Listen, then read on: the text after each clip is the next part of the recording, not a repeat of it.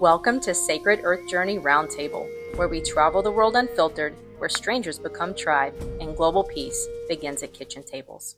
Welcome to Sacred Earth Journey Roundtable. My name is Anna Saladino. I have a very special guest with me today, Midhat Zwayen. Welcome. Sharafna. Ahlan. Well, nice meeting you, and thank you for bringing me here in a lovely place.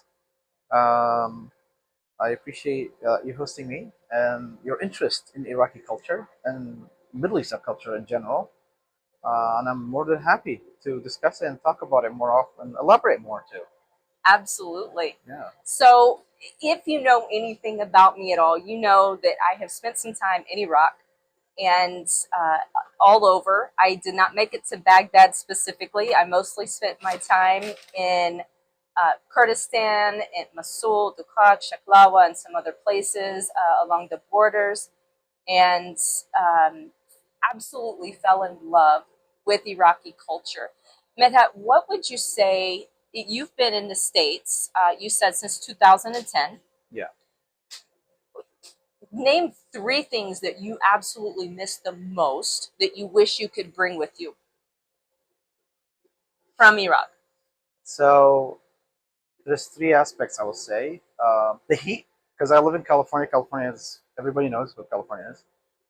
So that's kind of different. And the walking distance. So much. Everywhere, anywhere you want to go, you have to drive. And imagine what all Iraq, all over Middle East, actually, it can just walking distance. You don't need a car.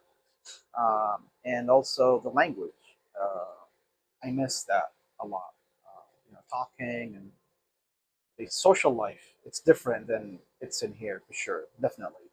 Um, I'm not saying we're not busy, but of course we're busy. But in the end of the day, we sit down together with friends, families, and talk, have a chai, and yeah, that's what I miss. I I agree. And I was born in America, but this is one of the things I fell in love with in Iraq and all over the Middle East and even Europe as well. Yeah, There's so much more of a focus on communal living. yeah, Um, Things are much more relational as opposed to transactional. And correct. there's it's a sacred space. There is so much honor for relationship and community and the pace. There's a long running joke, historical joke about timeliness, and Middle Easterners and Europeans often get made fun of for, oh, well, they're on Middle Eastern time, or they're on Cyprus time, or Iraqi time, or European time. And it's what they're suggesting is that people are always late. I would suggest that rather than looking at it as people are always late, what often happens is somebody may show up at the door, or you may run into someone. And in Middle Eastern culture, there is such a beautiful practice of presence. And so when you talk about what you just said about everybody's busy, but there's time, I want say more about this. So you mentioned the paste. I lived in Malaysia for 3 years, so Malaysian close to Middle Eastern, so Asia. Um, the the pace we're in Iraq, we're always mild, mellow. Hang out. Even when they want to do business, they want to hang out doing business.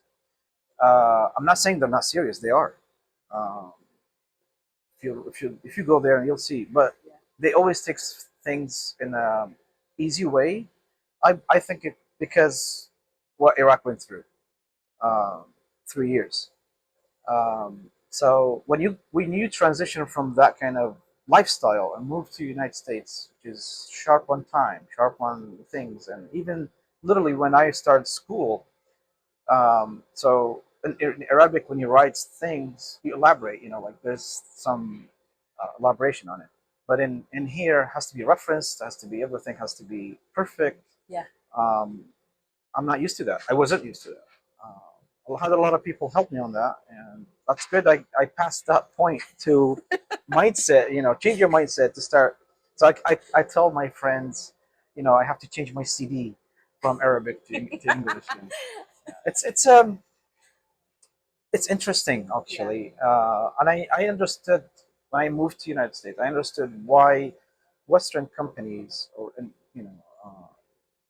foreign companies to Iraq, they looked at us differently, and I was like, yeah, okay, I see what you're saying. But and it's, I think Iraq culture understands life more. I believe they'll tell you something, nothing worth it.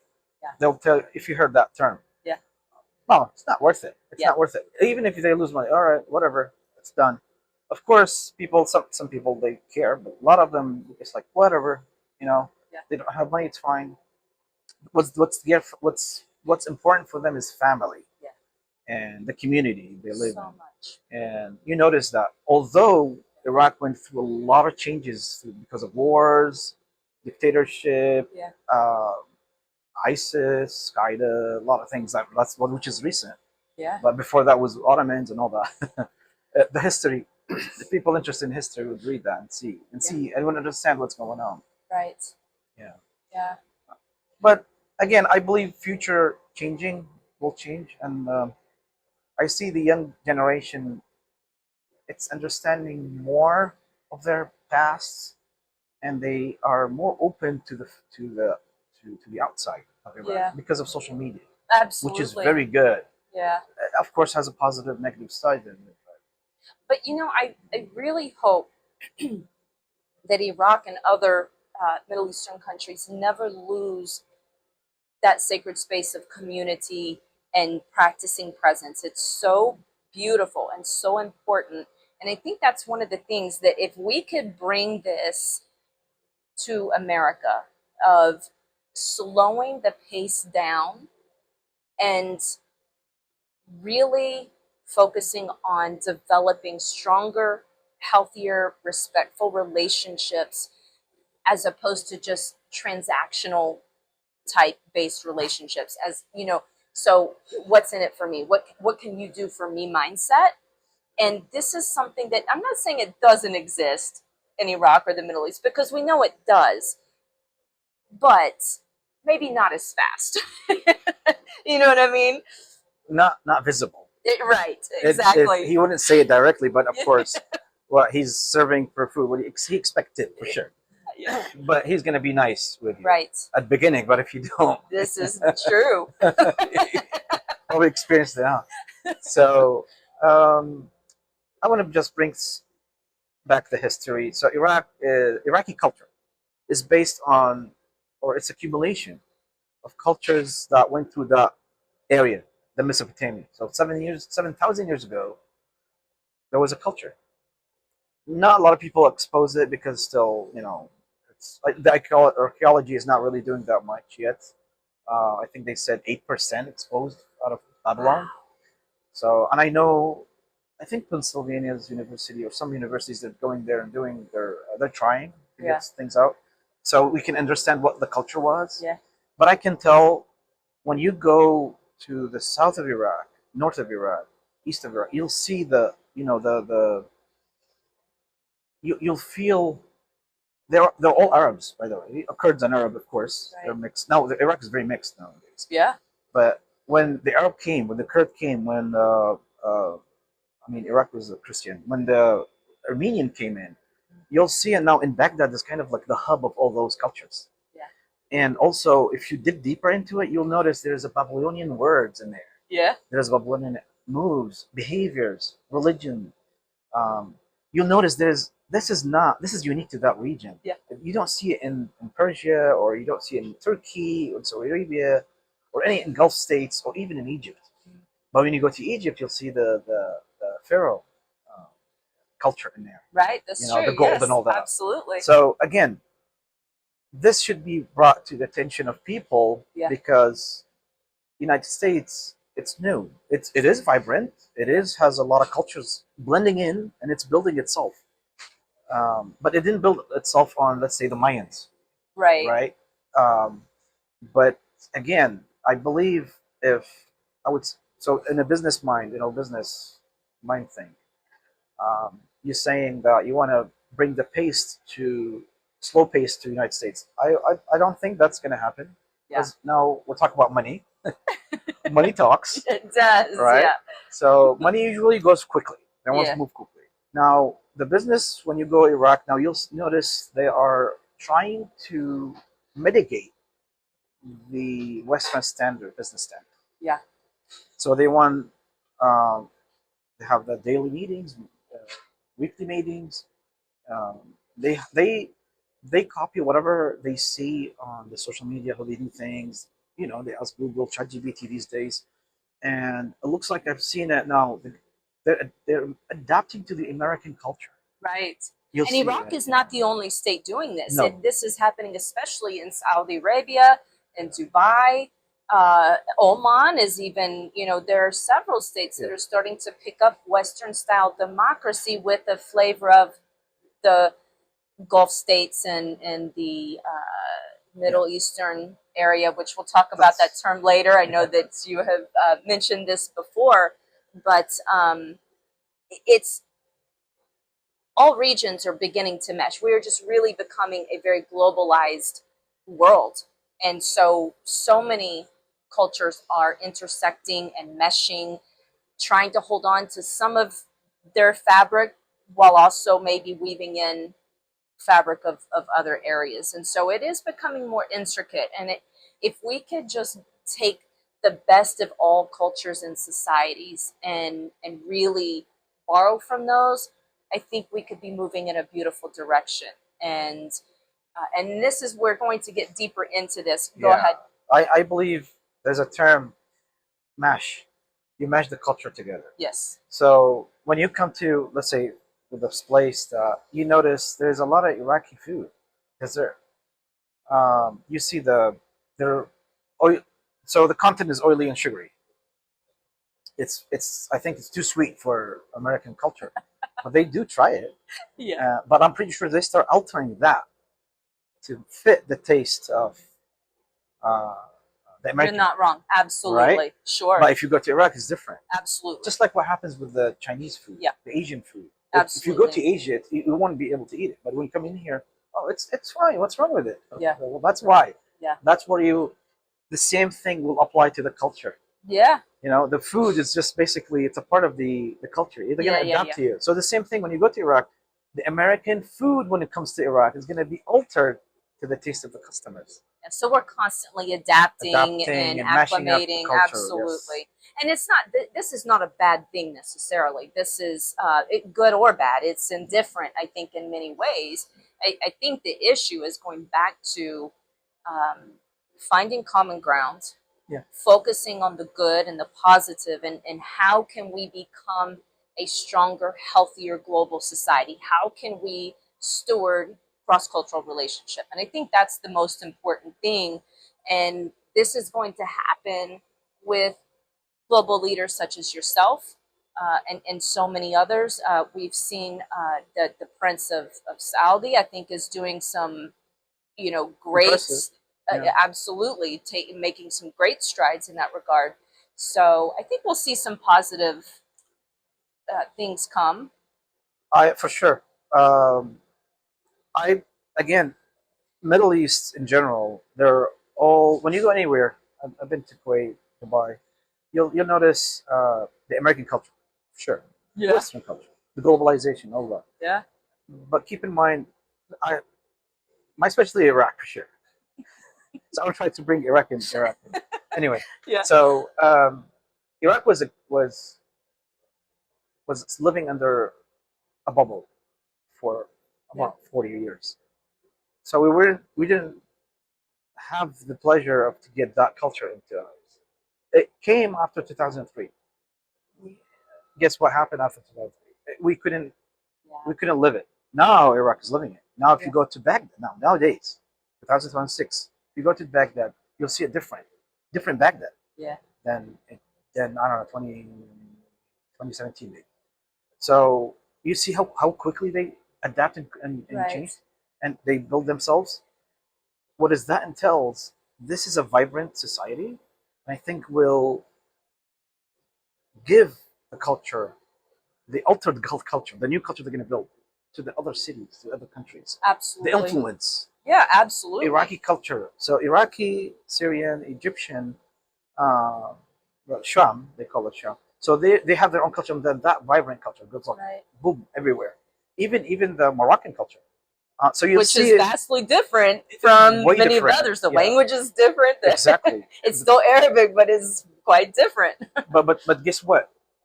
Just like when Baghdad, there's a reason why Baghdad was the capital of the world during the Abbasid, because that's the probably that's the culture that built on the Babylonian Ur, Yeah. Sumer, and they when they came in, they just like boom to Yeah. the world, to the rest of the world. So if that area settled down, a little bit quiet, stability in economy, politics, I think I see it. I can Yeah. see it control that area. Yeah. It can control it quickly. And influence is Influence is it. the Influence. big thing in a Yeah, positive way. of course, because look at it how it affected the world, Yeah. and it's that area specifically. How many times it went back to power and get down, went Right. back to power, which is that's the normal. That's life. That's basically Absolutely. life. Very Yeah. cyclical. Everything is cyclical. So we're going to wrap up here, but one of the things I want to pick up on Mm-hmm. in our next conversation is there's often this misperception, not just about Iraq, but many of the states in the area. Um, when I use the term states, it's the equivalent of a country. In international relations, oftentimes these regions are referred to as states. So if you hear me say state, it's not like an American state. It's more like a country or a nation or a defined border system. So there's often this misperception that Iraqis or people in the region are ignorant or slow or behind the times. And I think that it's, if we take the time and we slow down to really understand the history, which we'll get into, um, and you mentioned the word Iraq was under a bubble for a while. This is so important for people to understand. It's not that they're ignorant. It's that there are gaps. There are historical gaps, historical lack of exposure and experiences. While part of the world is moving on and growing and industrializing and things like this, there are other parts of the world that maybe didn't have that opportunity for various reasons, such as various regimes, uh, non-state actors, incursions. So that's good that you mentioned. This is very good point. Now, all humans are same. We're all same. We're not. There's no difference. If you're Right. Iraqi, from China, or from US, or from from Europe, Russia, whatever. Yeah, Uh, Even South America. this is true. But there's one thing that humans are willing to learn and adapt, and it depends on the speed, how fast they want to adapt, how fast they want to learn, how fast they want to bring themselves. So I watched on YouTube 2 3 days ago about a food guy, a food show, and Okay. he went to Baghdad, and he's fascinated on what's going on, and he's like, "This is Baghdad? It's weird." Yes, imagine that. Now, if you saw the same guy who went before 2017, you would see different Baghdad. That's right. So that period of time, there you go, jump Absolutely. to change. Yeah, The culture changed. Not that's only right. the people changed. So it's not only in Iraq Yeah, that would happen. It would happen everywhere else. And absolutely. I believe that's what's all human are about. They want the better. They want to learn. They're eager to learn. Yeah, They're thirsty to learn. And when I bought this book, I noticed there's a gap. The gap. It's yeah. It's big. I notice it's very big, between, especially when the leaders from Western mindset comes to Iraq or oh to any yeah, region. They yeah, think we can push our culture, our law, our regulations. yeah. No, that's. I think that's hard. That's And we hard will to do. absolutely get, especially into some of those things here in the next segment coming up. That Definitely. you're Yeah. definitely starting to get into some very important depth, Yeah. and we'll do that here in just a little bit. But before we close this segment out, on a lighter note, do you have anything else that you want to share or that you would want viewers to know about Iraq? No, not really. It's not about Iraq, but in everywhere. Yeah. Don't fear anything. There you Just go. go. Jump in and let's see what happens. If you fear and you don't go anywhere, you're not going anywhere. So that's what I would say. That's a great note to end on. All right, so we will be back in just a little bit after a quick break. Thank you so much for joining us. Take what you heard, question it, sit with it, and bring it to your own table, because this is where cultural stewardship begins.